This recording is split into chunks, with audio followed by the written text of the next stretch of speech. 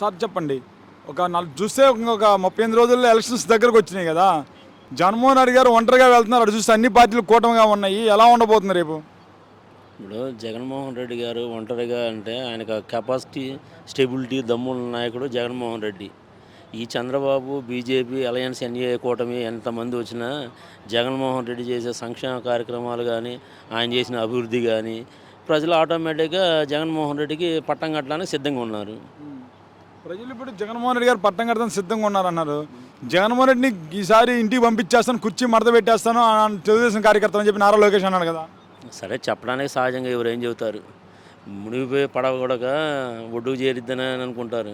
కానీ ఇవన్నీ వాళ్ళు అనుకోవడం భ్రమలు మాత్రమే. తెలుగుదేశం గెలిచిద్ది, గవర్నమెంట్ ఫామ్ అయ్యిద్ది, మళ్ళీ వస్తుంది అనేది ఏదో వాళ్ళు ఊరక బోగస్ రూమర్ ప్రచారం చేస్తారనమాట. ముందు చెప్పుకునేదానికి ఏమి లేదు, మనకి గవర్నమెంట్ ఫామ్ అయిపోయిందని వాళ్ళల్లో వాళ్ళు చెప్పుకుంటున్నారు.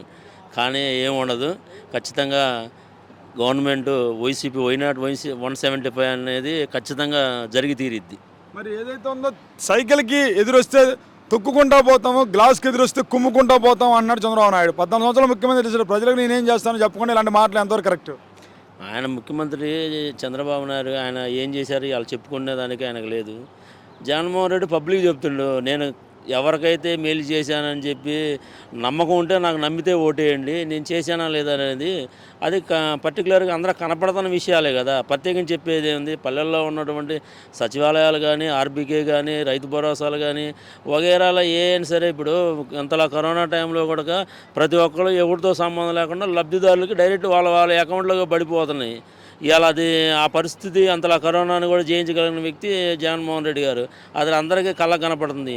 ఇవాళ పెన్షన్స్ ఉంది, వాలంటరీ వ్యవస్థను తీసుకొచ్చి ప్రతి ఒక్కరికి తెల్లారి 6 గంటలకల్లా వాళ్ళ వృద్ధాప్యులకి, ముసలిళ్ళకి, వితంతువులకి మొత్తానికి ఇళ్ళ దగ్గర వాలంటరీ వ్యవస్థ తీసుకొచ్చి ఇస్తుంది. కానీ ఇప్పుడున్న పరిస్థితుల్లో చంద్రబాబు నాయుడు గారు చేసిన పనికి ఈరోజు ఈ నెలలోనే కనపడుతుంది ఎంత ఇబ్బంది పడుతున్నది అది. మరి అటు చూస్తే మరి జగన్మోహన్ రెడ్డి గారు గెలుస్తారంటారా? ఖచ్చితంగా 100% పక్కా గవర్నమెంట్ ఫామ్ అయింది, దాంట్లో సమస్య లేదు.